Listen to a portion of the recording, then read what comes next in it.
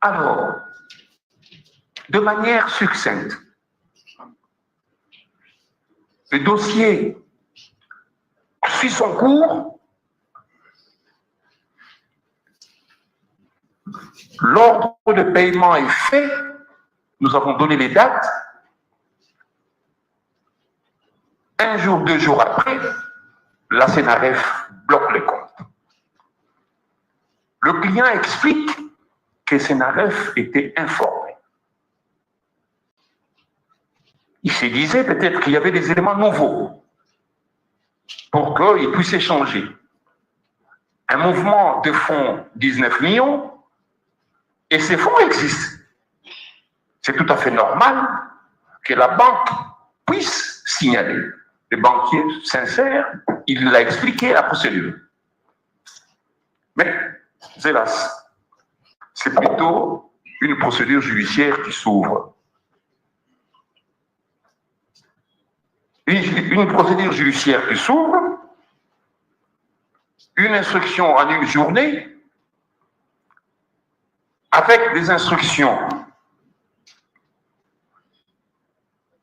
l'on réalise, je dis, avec de telles instructions, l'on réalise que le dossier, il est fixé devant votre cour. Voilà comment les faits se présentent dans ces dossiers où notre client est poursuivi. Les témoins à charge deviennent des témoins à décharge. Les fonds existent. Les projets matérialisés. Je dis bien matérialisés parce qu'on nous a laissé entendre que le site n'existait pas.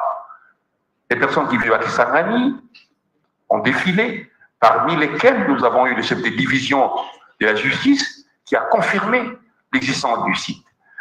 Le ministère public va très loin en disant non, on devait plutôt produire le titre de propriété. Oublions que dans les dossiers, ce site a été déjà ciblé depuis 2009 avec la MONUSCO qui voulait construire.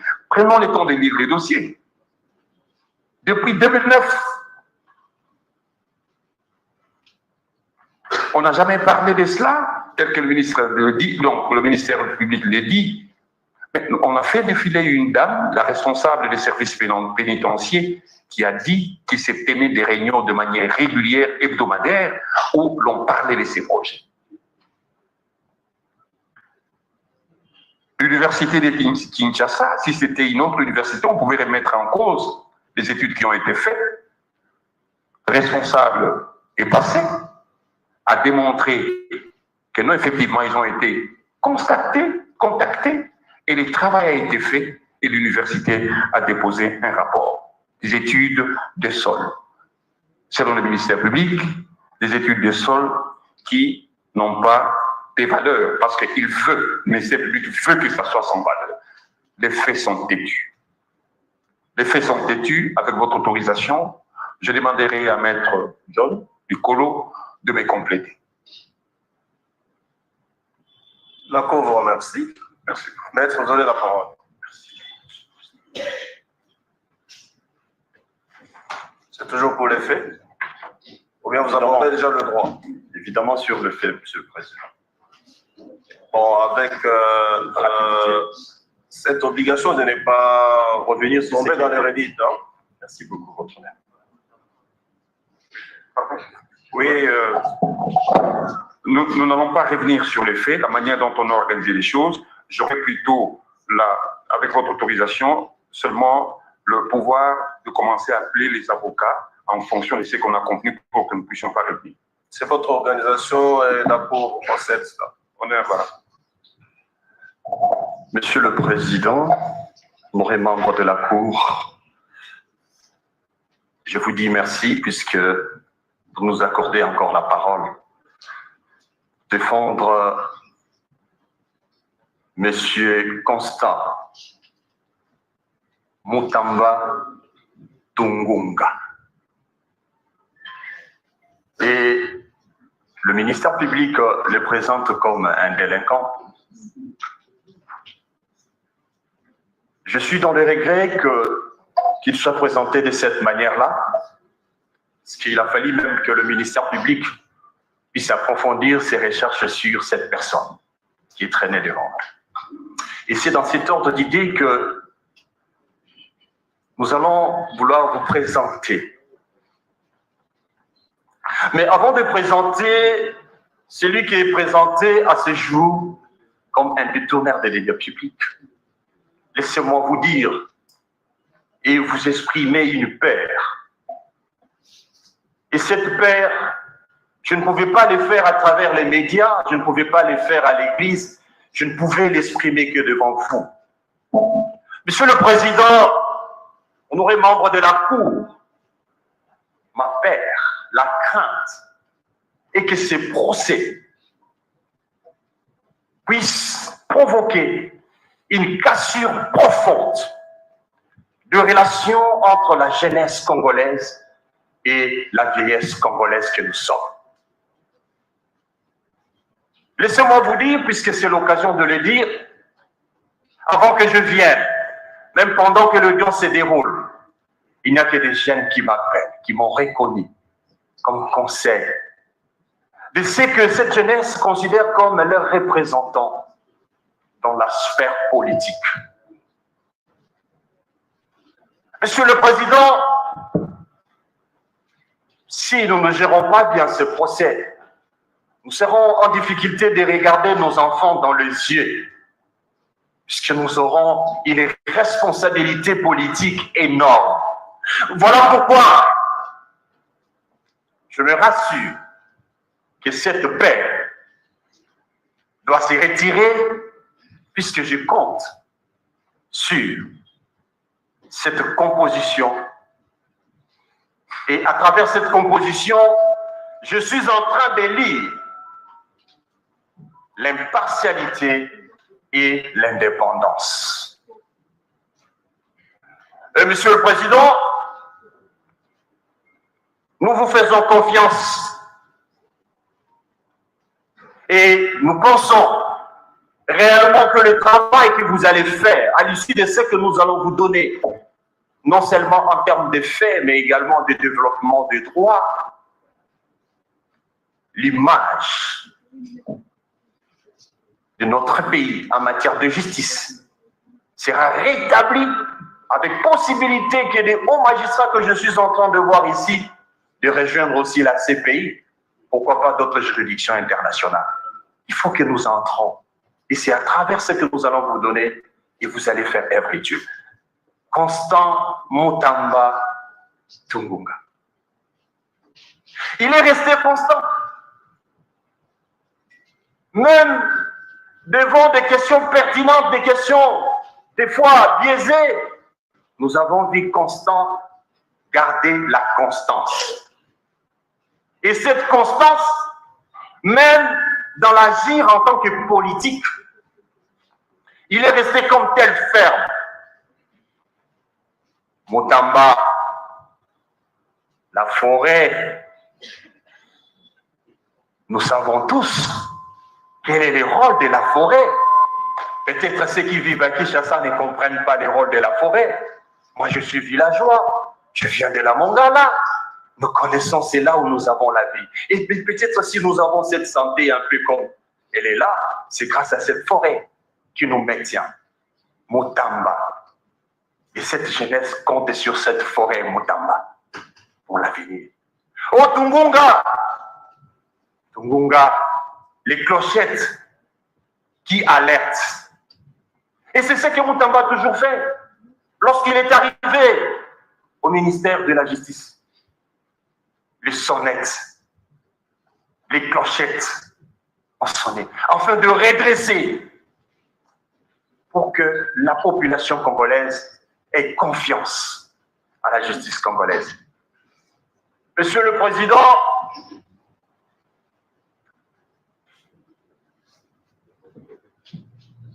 contrairement à la présentation faite par l'officier du ministère public, je voudrais ici ne pas étaler les études faites par Constant Mutamba Tungunga. On sait tous qu'il est licencié en droit, avec d'autres approfondissements, chef des travaux, opérateur politique. Il est fondateur de NOJEC, qui a commencé comme un mouvement citoyen et qui s'est transformé en un parti politique avec cette finalité de lutter contre les antivalaires, au nombre desquels les détournements. Et lorsqu'il devient ministre, il a initié des projets. Je ne vais pas citer tous les projets, mais je vais citer des projets qui ont trait par rapport à ces dossiers.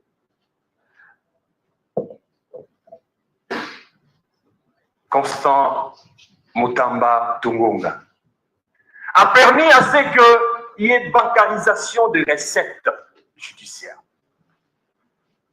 Et lorsque nous faisons les études ensemble avec vous, la Cour, vous allez vous rendre compte que grâce à cette mesure courageuse, la République a vu les recettes en matière judiciaire s'est multiplié ou encore il y a eu hausse de 1000%. J'ai dit bien 1000%. Et c'est lui-là qu'on présente comme un détourné. Il arrive, remise et reprise, au mois de mai, si je ne me trompe pas, au début juin 2024, on lui présente 8 millions de dollars.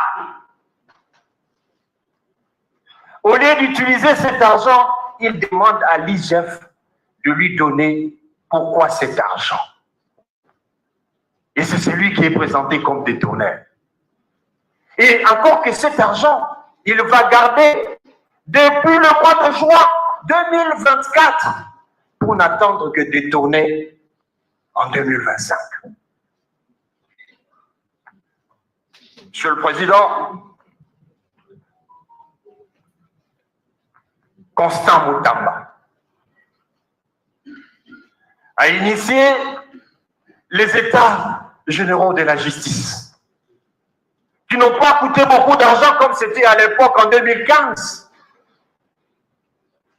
pour que notre justice puisse aller de l'avant. Constant Mutamba, il a eu à redynamiser Frivao. Et pendant qu'il est ministre d'État, ministre de Justice, on a pu payer, indemniser 14 000 victimes. C'est lui qu'on présente comme un détourné. Monsieur le Président, honorable de la Cour, dans le Conseil des ministres, c'est lui qu'on présente comme un détourné. Il prend l'initiative, un projet sur le parquet financier dont la finalité est de traquer les détourneurs des deniers publics. Votre honneur, pourquoi nous l'avons dit? Je serai d'accord pour ceux qui lisent au souhait qu'Étilien, d'autres juristes seront d'accord avec moi. Et là, nous tirons ce que nous appelons en logique juridique, une science très importante pour nous, praticiens de droit, ce qu'on appelle l'argument ad personam. Et par cet argument ad personam, on pouvait même se limiter à cette présentation et votre cours pourrait tirer des conséquences des droits. Les détournements est antinomique à la personne de Constant Mutamba. Et votre honneur, pour bien asseoir ce que je viens de dire, je voudrais ensemble vous proposer ces syllogismes juridiques que je considère comme la solution même à ces problèmes. Et je crois même que ce syllogisme pourra avoir une valeur universelle et que ça pourrait même être appliqué aux États-Unis et dans d'autres pays. Et quel est ce syllogisme juridique? Les détournements, ça c'est la prémisse, les détournements des deniers publics consistent à l'utilisation privative de fonds publics. C'est-à-dire utiliser le fonds public à des fins privées. Et la moyenne,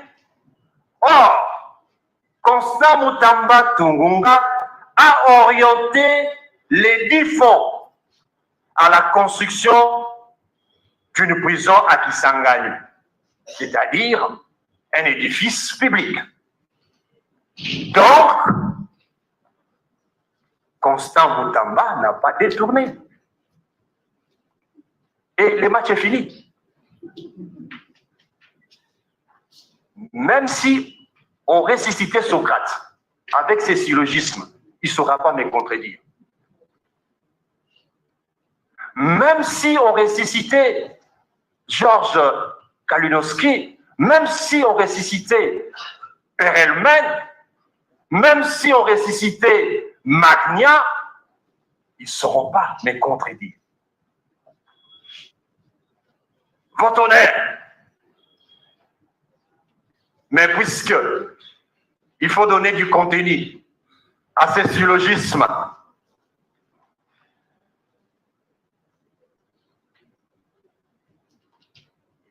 je vais atterrir.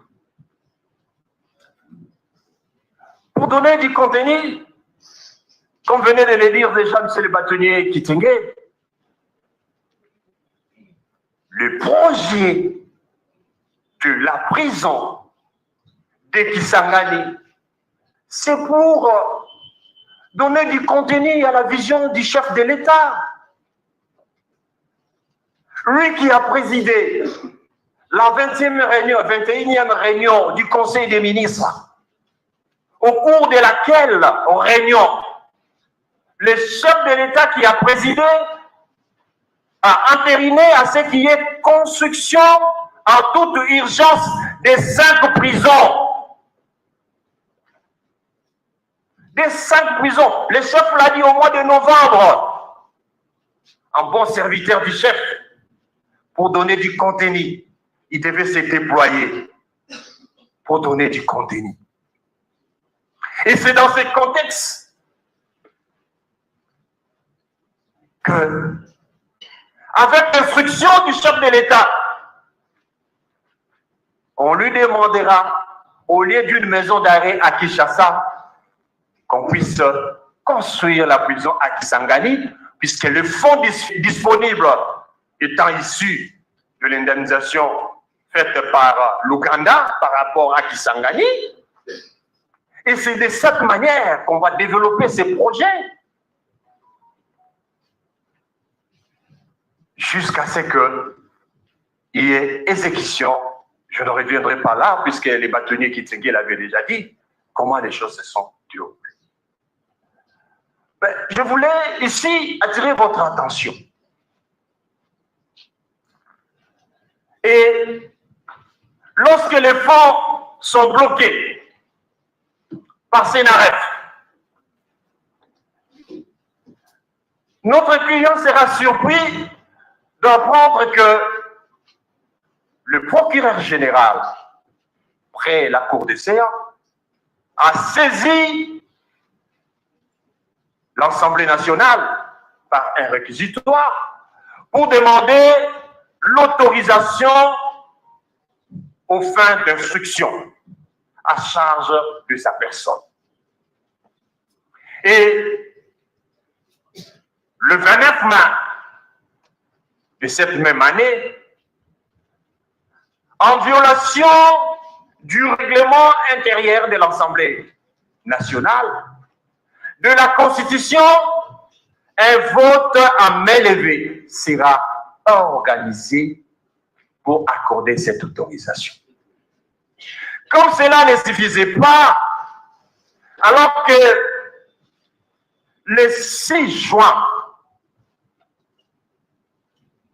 en train d'être auditionné au parquet général, près de la cour de Sion, le même 6 juin, le procureur général a déjà établi un réquisitoire afin de demander à l'Assemblée d'autoriser des poursuites.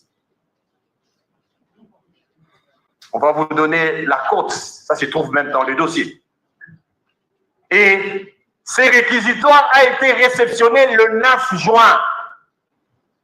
Alors que le 6, après avoir auditionné notre client, l'unique audition, c'était promesse à ceux qui puissent revenir le 9 pour apporter de preuves de tout ce qu'il était en train de dire.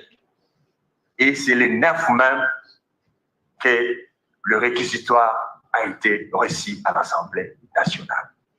Nous ne savons pas par quelle magie, et avant même qu'on puisse clôturer la session, il y a eu une faute pour autoriser des poursuites en violation flagrante du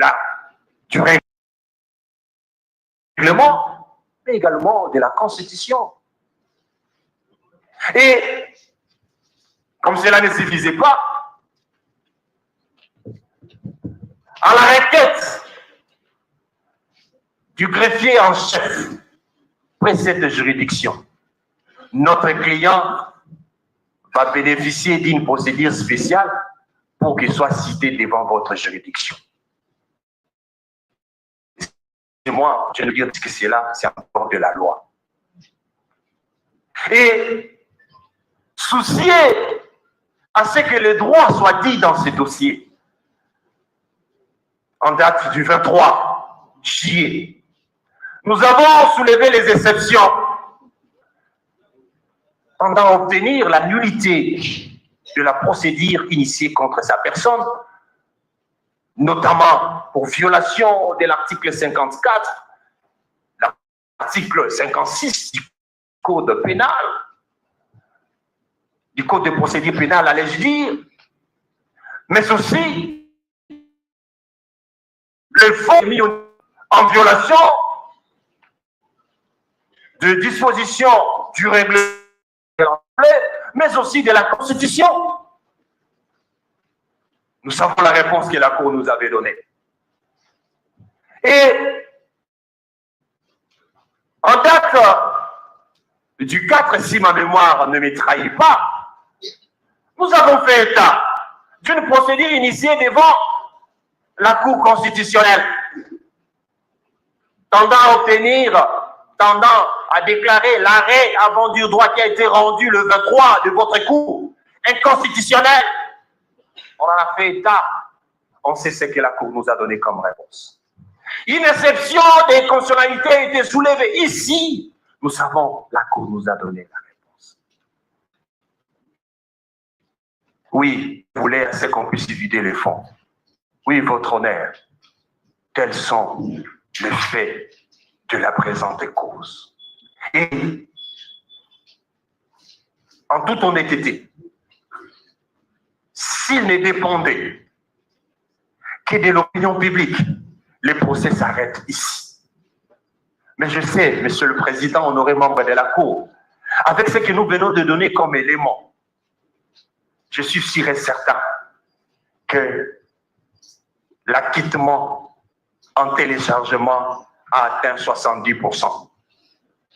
Et les confrères qui vont venir me compléter vont venir compléter afin de vous démontrer pour que nous ne puissions pas atteindre 30% pour que ça passe.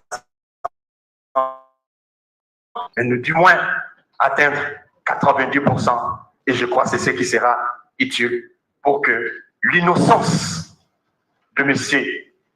Constant Mutamba Tungonga soit déclarée par votre Cour, j'ai dit avec votre autorisation, pour que la suite soit donnée. Merci.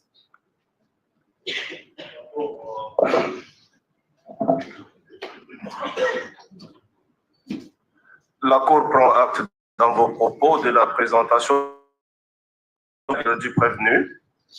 Elle vous en remercie. Monsieur le bâtonnier, dans votre organisation, vous passez à qui d'autre? Oui, après le fait, après les rétroactes, maintenant nous passons la parole à Maître Guy, à Maître Gérard.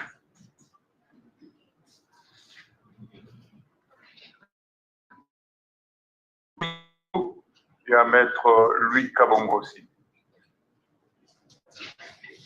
Maître Blaise. Mais c'est Maître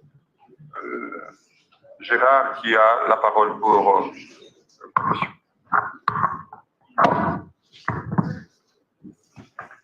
Votre honneur, je vais utiliser 4 micros. S'il vous plaît, maître, la Cour voudrait vous faire remarquer ceci. Nous sommes dans une étape cruciale. C'est l'étape des plaidoiries où c'est l'essentiel qui doit être dit. Vos prédécesseurs ont utilisé un seul micro, ça n'a rien gêné. Vous promettez d'en utiliser 4, bon, pour quelle fin, on ne sait pas. Et c'est pour vous rappeler à ce que certaines prises de position doivent l'être dans un climat de détente. OK? Et que donc, vos deux prédécesseurs, l'un a exposé les faits de la cause, l'autre a présenté la personnalité du prévenu. Je crois que pour le reste, ça sera sur le plan du droit.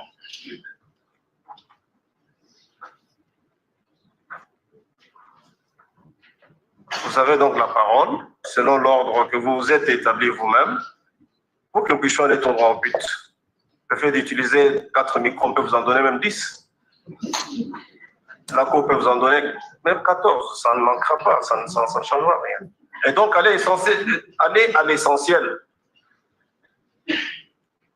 Et surtout, éviter les redites.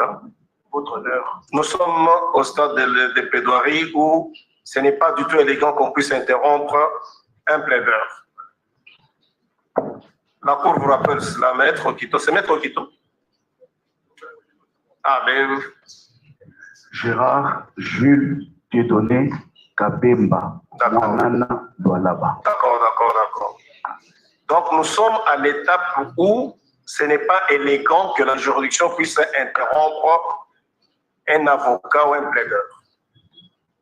Donc, soyons dans les limites de cette forme d'instruction et surtout que nous sommes à cette étape. C'est juste à titre de rappel. Vous avez la parole. Votre honneur, je voudrais vous rassurer que je ne vais pas l'antiponer, puisque il a été dit certaines choses par les ministères publics et nous étant de la défense, nous avons l'obligation. Au-delà de l'obligation, la loi nous reconnaît d'essayer de laver tous les lacis qui ont été déclarés ici. Je ne ferai aucun effort, mais simplement, je voudrais vous donner la petite méthodologie que nous allons utiliser. Nous n'allons pas revenir sur l'énoncé des frais, ni faire des rétroactes, mais nous allons relever chaque fait et nous allons y attacher l'argumentaire du droit. Parce qu'effectivement, dans cette partie, Monsieur le Président, votre honneur, nous allons évoquer la question de marché public. Parce que d'une manière sournoise, le ministère public s'est servi du droit de marché public pour essayer d'asseoir l'accusation de détournement des deniers publics. En fait, par une espèce de malice juridique, d'une fausse ingénierie juridique, il a monté l'accusation en partant de ce qu'on devait qualifier de quelques éléments pour présenter Constant Moutamba comme détourneur en vertu de l'article 145. Monsieur le Président, ça c'est la première, le premier élément que je voulais relever. Et en sus, votre honneur, vous allez accorder à cette partie 3 heures. Pendant 3 heures, nous allons essayer, point par point, mais d'une manière concise et précise, de démonter les arguments présentés par le ministère public.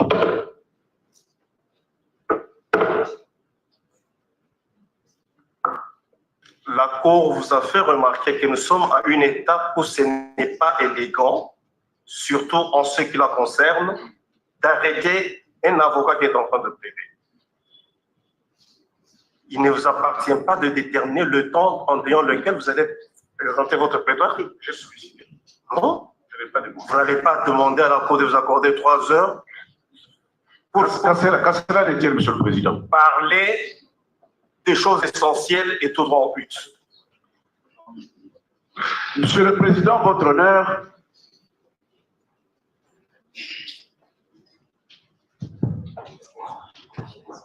Monsieur Constant Moutamba, ministre de son État, s'est basé sur la loi 23/028 du 15 juin 2023 déterminant les principes fondamentaux relatifs au régime pénitentiaire et aussi à la loi 10/10 du 27 avril 2010 relative au marché public pour effectivement amorcer l'exécution du projet de la construction de la prison moderne de Kisangani. La base légale qui a permis à M. Moutamba, si devant votre prévenu, de procéder à l'exécution de la construction de cette prison se trouve dans ces 2 lois. Monsieur le Président, en réaction, ça a été dit, le chef de l'État, instruisant les plaidants, lors de la réunion du Conseil des ministres, d'utiliser les fonds qui ont été évoqués ici pour la construction de la prison de Kisangani en vue de respecter la localisation géographique des indemnisations suspensionnées. Monsieur le Président, on a ergoté sur le compte rendu du Conseil des ministres.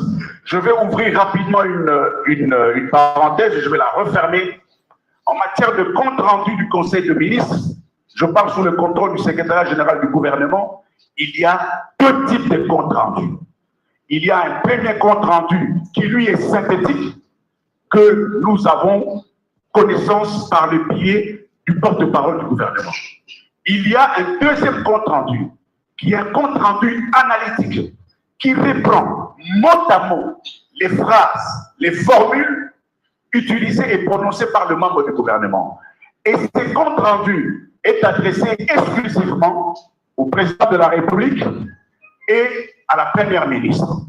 Et donc, revenir sur le compte rendu synthétique me semble être n'est pas assez correct. Et donc, par la suite, lorsque le plaidant reçoit l'ordre formel de construire la prison de Kisangani, il fait l'inventaire des moyens et il relève qu'il a quelques moyens qui peuvent lui permettre effectivement de construire cette prison. Et ces moyens viennent de ce qui a été abondamment expliqué ici, en l'occurrence l'arrêt de la Cour internationale de justice. Et l'arrêt de la Cour internationale de justice constitue la base de la répartition qui a été confirmée au ministre Moutamba par la lettre de l'inspecteur général des finances. Et dans la quotité, la quatrième quotité qui revient au gouvernement, c'est ces fonds qui devaient être utilisés effectivement pour la construction de cette prison. Un autre débat ou une autre explication qui sera donnée ici par les confrères qui vont venir, c'est d'essayer de nous dire quelle pourrait être la nature de ces fonds qui sont issus d'un jugement, qui ne traversent pas par le circuit du Trésor public, ni par la Banque centrale, ni par le ministère des Finances, ni par le ministère du Budget, mais qui doivent être utilisés pour un besoin déterminé. Donc, il y a sous-tendu une question fondamentale sur la compréhension et la véritable nature de ces fonds. Parce que cet élément est important. Lorsque j'ai suivi le ministère public, il a dit que le détournement était être fait par les fonds publics. Est-ce que les fonds issus de cet arrêt sont des fonds publics? Est-ce que ce sont les fonds du Trésor public? Est-ce que c'est l'argent du contribuable congolais? Parce qu'effectivement, nous allons abondamment écrire ça, parce qu'effectivement, les fonds publics, les fonds qui font l'objet de détournement, au sens de l'article 145, doivent répondre à des critères déterminés. En l'occurrence, celui d'être un fonds public. Monsieur le Président, on prendra donc une quotité de ces fonds pour être affectés à la construction de la prison.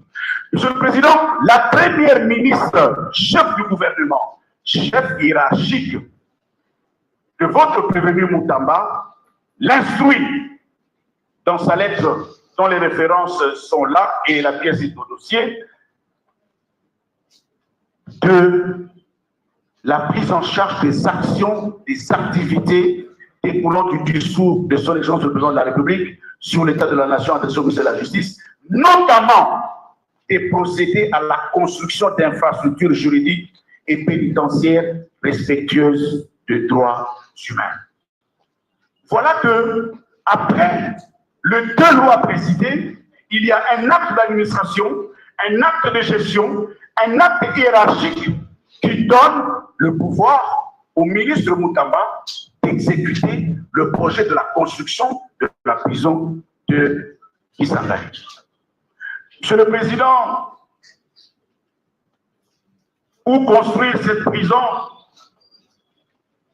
C'est à Kisangani, on l'a dit. Et les experts ont confirmé, ici on ne va pas revenir, les experts ont confirmé qu'il y a un lieu bien précis qui a été choisi pour effectuer la construction de cette prison. Monsieur le Président, en date du 15 janvier, Monsieur le ministre, votre prévenu adresse une lettre sollicitant l'autorisation spéciale de recourir à la procédure de gré à gré auprès de la DGSMP pour la construction d'une prison de 3000 places à Kisangani. La DGSMP revient vers lui le 31 janvier. Pour ceux qui aiment regarder le calendrier, ils se rendront compte que 16 jours après, la DGSMP revient avec un refus demandant au ministre Moutamba de compléter sa requête par des éléments qui puissent permettre une analyse complète. Ce qui a été fait, et notamment parce que pour recourir au gré à gré, il faut s'assurer, entre autres, de la source des financements. Après le complément des informations, l'autorisation a été accordée le 26 février 2025.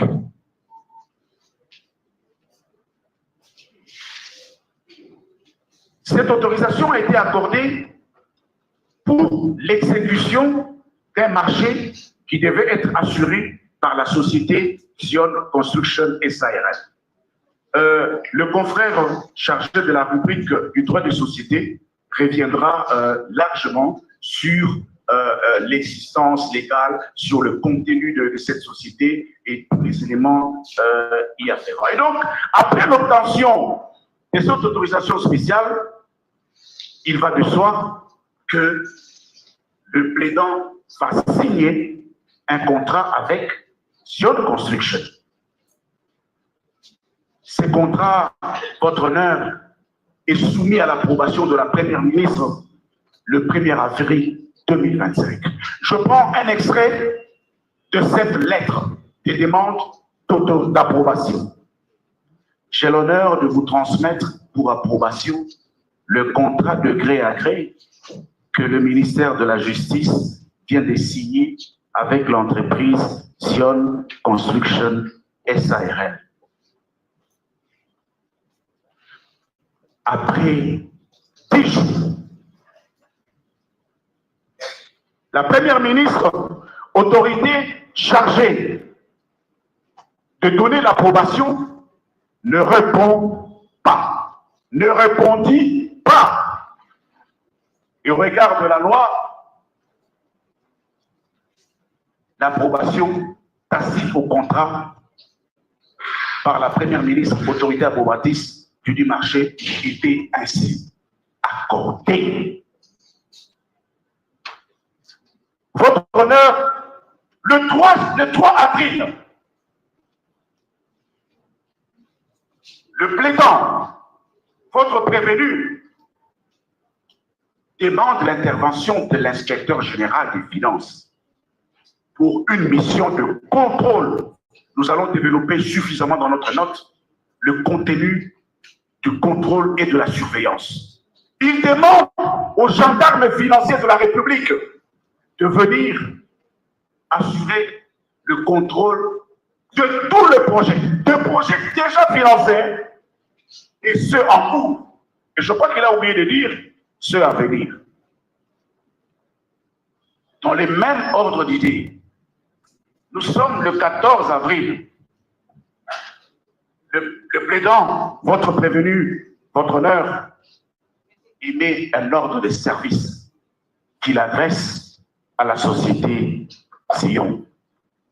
Je crois que cette pièce, nous allons y revenir dans quelques minutes, devait être lue, votre honneur, avec attention par les ministères publics.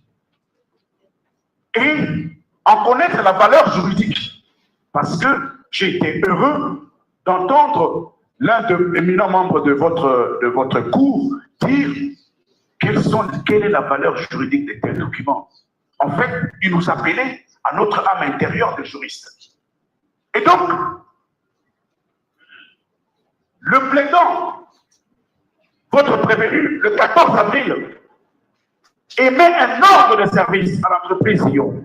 En substance, il demande à l'entreprise Zion l'ouverture d'un compte bancaire séquestre auprès de la Home Bank, où sera logé le fonds du financement du projet et le séquestre sera désigné pour assurer les opérations de décaissement. Le deuxième point, le décaissement de 30% du coût total du marché à titre de démarrage des travaux. Et troisième point, les paiements de 40% du taux du marché à l'achèvement des travaux de fondation après approbation par l'inspecteur général des finances du rapport d'évaluation du bureau technique de contrôle. En filigrane, il apparaît déjà ici que le plaidant, votre prévenu, a associé de la manière la plus, j'allais dire, péremptoire, pour emprunter un terme du ministère public, a associé les divers services qui pourraient être impliqués dans ce type d'activité. Et en présence du contrat exécutoire, sur pied de l'approbation tacite évoquée, les plaidants possèdent votre honneur le 16 avril au virement du montant qui est connu, reconnu et répété 1000 fois ici. Comme je ne veux pas rentrer dans la redondance, vous connaissez, votre honneur, ce montant. On les compte qui, pour lui, dans son entendement, devait être un compte séquestre de l'entreprise chargée d'exécuter. Par la suite,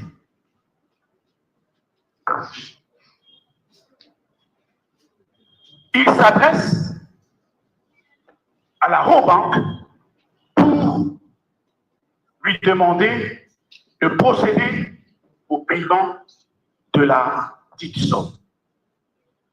Et voilà, le 17 février, la date fatidique, vous la connaissez, la CNRF met fin à cette aventure formidable que notre pays allait connaître. En date du 8 mai 2025, soit pour ceux qui savent compter, 31 jours après, la demande d'approbation du contrat écrite par le directeur de cabinet de la Première ministre répond à la requête adressée par le plaidant, votre prévenu. L'expert de l'ARC a donné la réponse. Il a dit que ça a été acté, cela est nul. Cela est non avenu, nul et non avenu.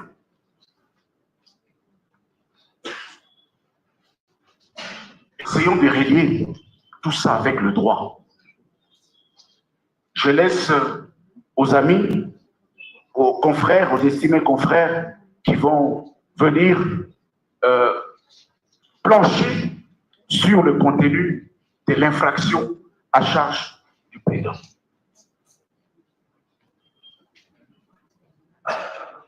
Votre honneur, il apparaît clairement qu'il y a un défaut d'éléments matériels dans l'infraction imputée à M. Moutamba, en considération des éléments que nous allons développer ici. Il aurait détourné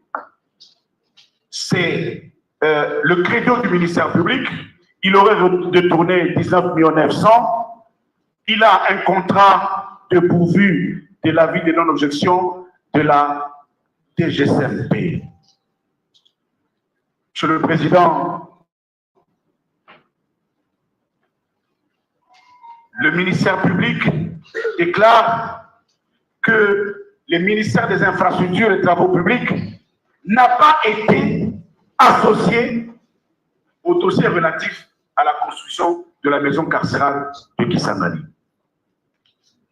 Le plaidant, votre honneur, votre prévenu Moutamba, soutient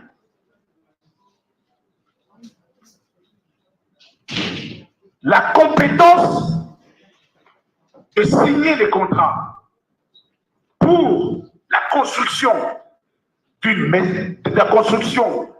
d'un ouvrage public n'est pas une exclusivité du ministère des CPPR.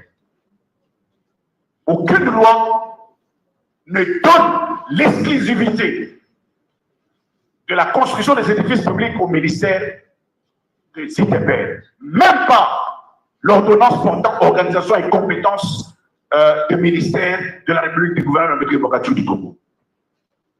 Je veux soutenir cette affirmation pour dire que le ministre Moutamba, le plaidant, votre prévenu, sur base de 3 lois et de l'acte de gestion et d'administration, a compétence pour faire ce qu'il a pensé faire, et de bonne foi, et par conviction, par engagement politique, par éducation et par vision. La loi 23 que j'ai évoquée en prémisse, en son article 6 et 26, dispose les régimes pénitentiaires sont assurés en RDC par l'administration pénitentiaire sous l'autorité que celui qui a des oreilles pour entendre, qu'il entende, sous l'autorité du ministre ayant la justice dans ses attributions avec le concours des provinces. Si je sais que votre cour a lu cette loi, mais si nous tous avons lu cette loi, on aurait pu comprendre qu'on lui demande de s'associer les provinces. Et l'article 25, le pouvoir de création d'un établissement est reconnu au ministre ayant la justice dans ses attributions. Monsieur le Président, usant les 4 langues nationales, Yé Oyo, ministre de la Justice, Yé Baébis, Yé Azali na Makoki, pour la Rotonga et Kafela, pour la Rotonga Angenga, ministre de la Justice. Vous écoutez, c'est la loi, c'est la loi, ça n'est pas une ordonnance.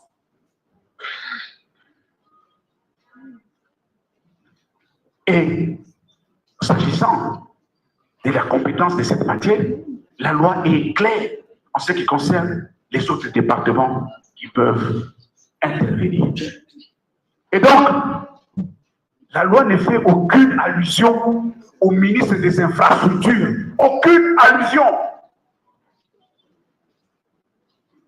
La deuxième loi, c'est la loi relative au marché public. Il ne devait même pas avoir un débat. Je n'ai même pas évoqué l'avis de l'expert qui a été ici.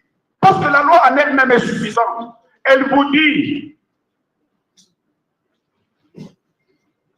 que l'autorité contractante, personne morale de droit public ou personne morale de droit privé ou son délégué chargé de définir le projet public et secteur public sous sa responsabilité de le préparer et d'en planifier la réalisation suivant la procédure d'attribution des marchés publics, d'en suivre et d'en contrôler l'exécution. Et l'autre on a eu au SALI, au proposé, l'Andela Yakobé. Ça, c'est la deuxième disposition de la seconde loi qui donne le pouvoir au ministre Moutamba, effectivement, d'amorcer le projet dans lequel il était. Et subsidiairement, on peut évoquer la loi des finances de 2025. Là, c'est lorsqu'on utilise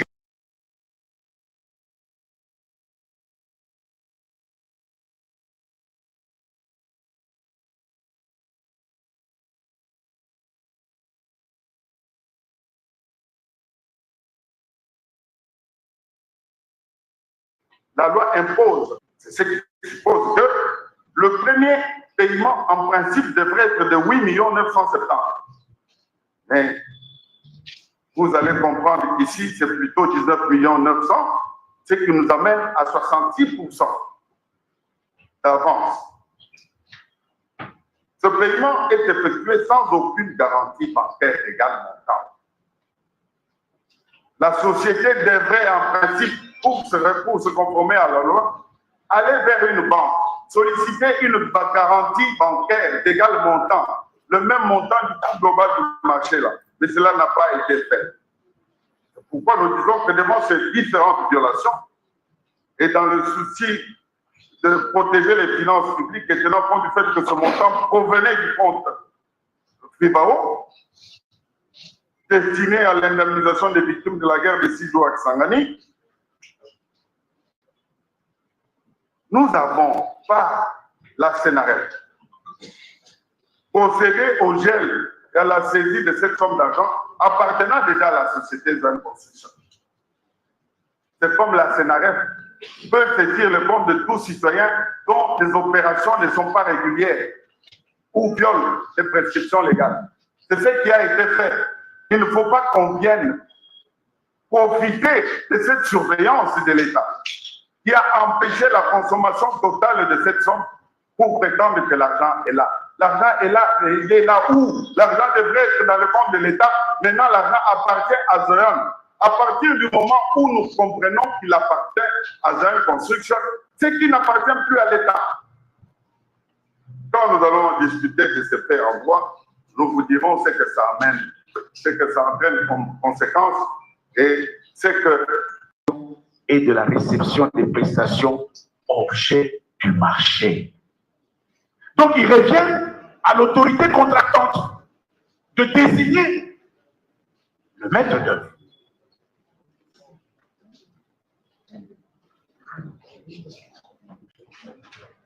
Le maître d'œuvre n'est pas un service extérieur à l'autorité contractante. Il est un service délégué qui doit être choisi par, en l'occurrence ici, le ministère de la Justice. C'est en vertu de cette disposition qui lui donne un certain nombre de pouvoirs, et c'est en vertu de ce pouvoir, par exemple, que les études du sol et du site avaient été commandées. Et donc, on a reproché parce que on est parti de non-implication pour non-collaboration. Messieurs, le 9 mai 2025, votre honneur, le plaidant, votre prévenu, écrit au ministre des ITP pour lui dire « Hey, venez, assurer le contrôle et la surveillance de travaux. » Et donc, prétendre que votre prévenu s'est enfermé dans une espèce de tour d'ivoire, seul, avec sa conscience, son intelligence, s'est mis à boutiquer un projet de la construction d'une prison à Kisangani, ne relève que d'une compréhension, passez-moi l'expression, chimérique.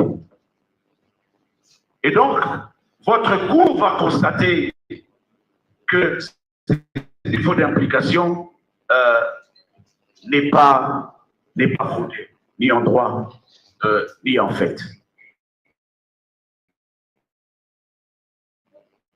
Et voilà,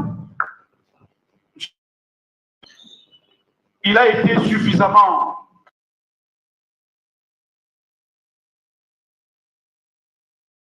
déclaré par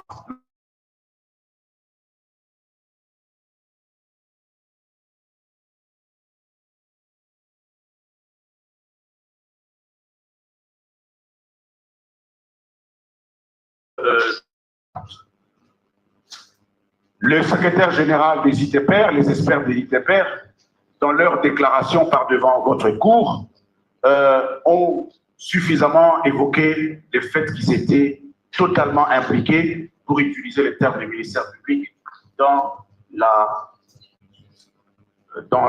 l'exécution de ce projet. Monsieur le Président, le ministère public a prétendu que votre prévenu s'est enfermé dans sa tour d'ivoire et a totalement mis de côté la cellule de gestion de projets et des marchés publics du ministère de la Justice et du secrétaire général de la Justice. Il aurait passé ce marché sans recourir à cette structure.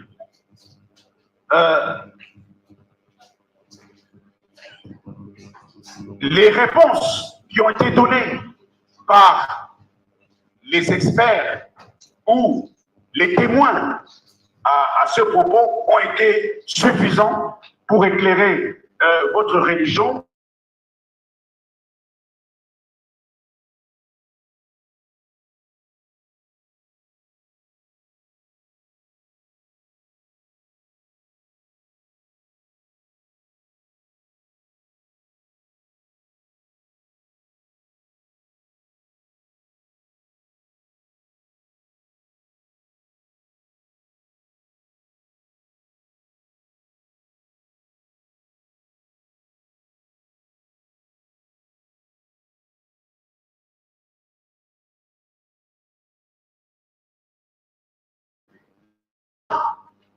Ne consiste pas à tourner le pouce, c'est à être en amont comme en aval, et au milieu du projet, dans toutes les phases. Parce qu'effectivement, au bout du compte, c'est cette personne-là qui répond de ce marché-là.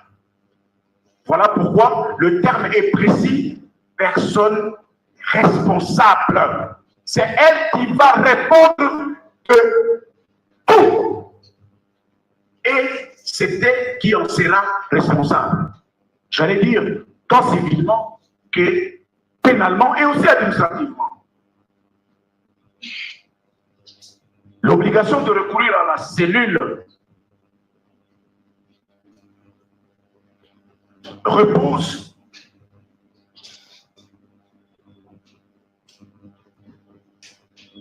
à l'article 13, alinéa 1er, la gestion de projet et la passation des marchés publics sont assurés par l'autorité contractante.